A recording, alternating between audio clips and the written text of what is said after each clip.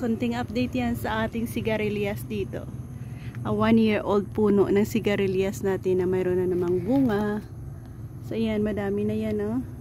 At ipapakita ko sa inyo kung gaano na nga ba kalaki ang kanyang puno. Ayan, sa nakikita natin. At ating ipinapakita sa inyo. Ayan, oh.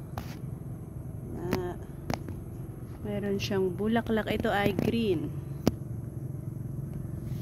At ayan, makikita din natin na meron na siyang mga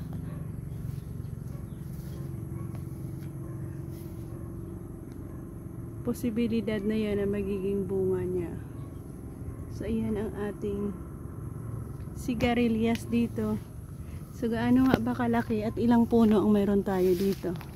So meron tayo ito isa. Meron din tayo dito dalawa. Ito napakalaki na, oh.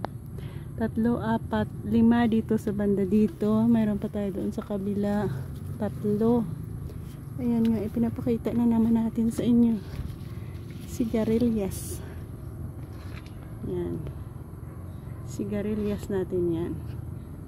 Abang tayo dahil sa, or abang kayo dahil sa i-update ko kayo once na tayo ay mag-harvest na. Yan, madaming bulaklak. Yan na nga.